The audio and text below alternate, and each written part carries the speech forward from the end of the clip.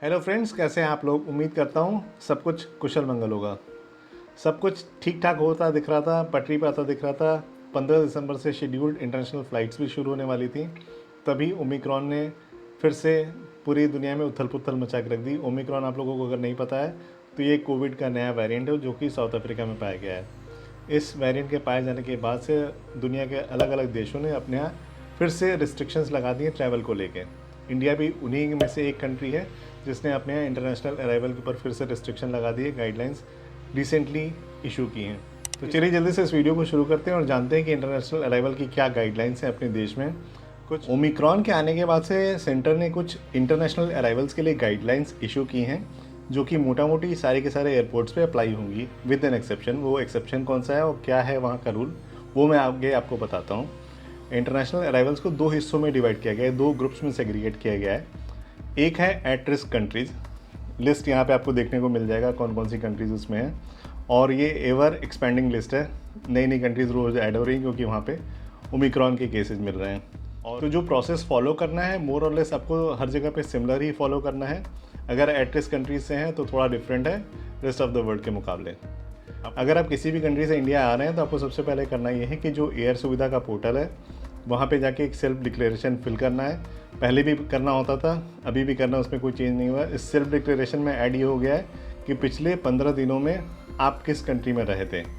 अगर पिछले 15 दिनों में आपने एट रिस्क कंट्रीज़ को ट्रैवल किया है तो आपको जो रूल्स एट रिस्क कंट्री से आने वाले लोगों के ऊपर अप्लाई हो रहा है वही आपके ऊपर भी अप्लाई हो रहा होगा।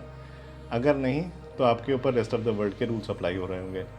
तो आपने जो डिक्लेरेशन फॉर्म भरा उसके साथ साथ आपको सबमिट करना होगा 72 आवर्स के अंदर किया हुआ है एक नेगेटिव RT-PCR रिपोर्ट। और ये रिपोर्ट एग्जेम्प्टेड है उन बच्चों के लिए जिनकी उम्र है 5 साल से कम। अगर आप एट रिस्क कंट्री से इंडिया आ रहे हैं, जब आप अराइव करेंगे किसी भी एयरपोर्ट पे, तो आपको सबसे पहले मैंडेटरी RT-PCR टेस्ट से होके गुजरना पड़ेगा। अगर निगेटिव रिपोर्ट आता है और निगेटिव रिपोर्ट के आने तक आपको एयरपोर्ट पे वेट करना पड़ेगा, और निगेटिव रिपोर्ट आने के बाद ही आप घर जा सकते हैं। लेकिन उसके बाद भी आपका मैंडेटरी होम क्वारंटाइन होगा 7 दिनों के लिए। 8वें दिन आपका वापस से एक टेस्ट किया जाएगा, उसमें अगर आप निगेटिव आते हैं तो ओके, अगर पॉजिटिव आते हैं तो आपका सैंपल वापस से जीनोम सीक्वेंसिंग के लिए भेजा जाएगा जिससे पता लग सके कि ये वेरिएंट ओमिक्रॉन तो नहीं है। अगर निगेटिव आते हैं फिर भी आपको 7 दिनों का और होम क्वारंटाइन करना होगा, उसके बाद आप फ्री होंगे कहीं भी जाने आने के लिए। और ये जो टेस्ट है ये RT-PCR या रैपिड PCR दोनों में से कोई भी टेस्ट करा सकते हैं। रैपिड PCR के रिपोर्ट्स थोड़ी जल्दी आते हैं RT-PCR के मुकाबले, तो दोनों टेस्ट में से कोई भी चूज़ कर सकते हैं। ये सारे के सारे टेस्ट जो है वो आप प्री बुक भी कर सकते हैं रिस्पेक्टिव एयरपोर्ट्स की वेबसाइट पे जाके या न्यू दिल्ली एयरपोर्ट की वेबसाइट पे जाके। लिंक आपको डिस्क्रिप्शन में मिल जाएगा। अगर आप रेस्ट ऑफ द वर्ल्ड से आ रहे हैं जो कि एट रिस्क कंट्रीज़ फ़िलहाल नहीं है, उस केस में आपका जो RT-PCR टेस्ट है वो मैंडेटरी नहीं है। सिर्फ 2% लोगों की छोटे से सैंपल पे टेस्ट किया जाएगा रैंडमली, मैंडेटरी नहीं है। लेकिन फिर भी आपको होम क्वारंटाइन करना पड़ेगा 14 दिनों के लिए। उस केस में भी आपको 8वें दिन रिपीट टेस्ट किया जाएगा। अगर रिपीट टेस्ट में निगेटिव आता है वेल एंड गुड, और अगर पॉजिटिव आता है तो जो प्रोटोकॉल्स हैं ट्रीटमेंट टेस्टिंग के वो सारी की सारी फॉलो करनी होंगी। जब मैंने शुरू में बताया था कि एक एयरपोर्ट है जो कि एक्सेप्शन है इस रूल को फॉलो करने में, उसमें थोड़ी सी एडिशंस हैं, एक्स्ट्रा गाइडलाइंस बनाई गई हैं उस एयरपोर्ट पे आने के लिए। और उस एयरपोर्ट का नाम है मुंबई का छत्रपति शिवाजी इंटरनेशनल एयरपोर्ट। यहाँ पे गाइडलाइंस डिफरेंट इस तरीके से है कि अगर आप यहाँ पे एट रिस्क कंट्री से आ रहे हैं तो इसमें भी दो डिवीजन्स हैं।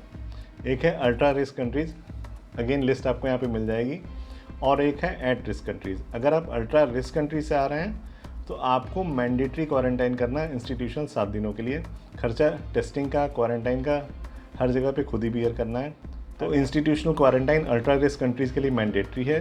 अगर आप एट रिस्क कंट्री से आ रहे हैं तो आपके लिए जो बाकी जगहों पे जो रूल्स हैं वही फॉलो करनी होगी, यानी कि 7 दिनों का इंस्टीट्यूशनल क्वारंटाइन की जगह होम क्वारंटाइन करना होगा। टेस्टिंग दोनों ही केसेज में आपको एयरपोर्ट पे वेट करना पड़ेगा जब तक कि आपका रिपोर्ट ना आ जाए। रिपोर्ट आने के बाद ही आप घर जा सकते हैं। नेगेटिव आने के केस में, पॉजिटिव आएगा तो ऑफकोर्स आपको सारे के सारे प्रोटोकॉल्स फॉलो करने होंगे। अगर आप मुंबई एयरपोर्ट पे आए, 7 दिनों का इंस्टीट्यूशनल क्वारंटाइन फॉलो कर लिया, 8वें दिन अगर आपका नेगेटिव रिपोर्ट आ जाता है तो आप अगले 7 दिन होम क्वारंटाइन कर सकते हैं। अगर पॉजिटिव आ गया तो आपको SOPs फॉलो करने होंगे। तो मोटा मोटी ये इंटरनेशनल अराइवल की गाइडलाइंस है जो कि आपको फॉलो करनी है अगर आप इंडिया के किसी एयरपोर्ट पे आ रहे हैं। मुंबई में रूल्स थोड़े से ज़्यादा स्ट्रिक्ट हैं, बाकी जो एयरपोर्ट्स हैं दिल्ली, बैंगलोर, कोलकाता, चेन्नई के मुकाबले, तो अगर आप मुंबई अवॉइड कर सकते हैं, आपका इंडिया आना ज़रूरी है, तो आप किसी और एयरपोर्ट पे लैंड कीजिए जहाँ पे रिलेटिवली चीज़ें थोड़ी सी ईजी हैं। इस वीडियो को लाइक ज़रूर कीजिएगा, शेयर कर दीजिएगा अपने फ्रेंड्स एंड फैमिली मेम्बर्स के साथ जो कि आने वाले दिनों में इंडिया आने वाले हैं। और मैं आप लोगों से जल्दी मिलूंगा अगले वीडियो में। तब तक अपना ख्याल रखिए, खुश रहिए, मुस्कुराते रहिए, स्वस्थ रहिए और ये वाला प्लेलिस्ट चेक ज़रूर कीजिएगा। Bye bye.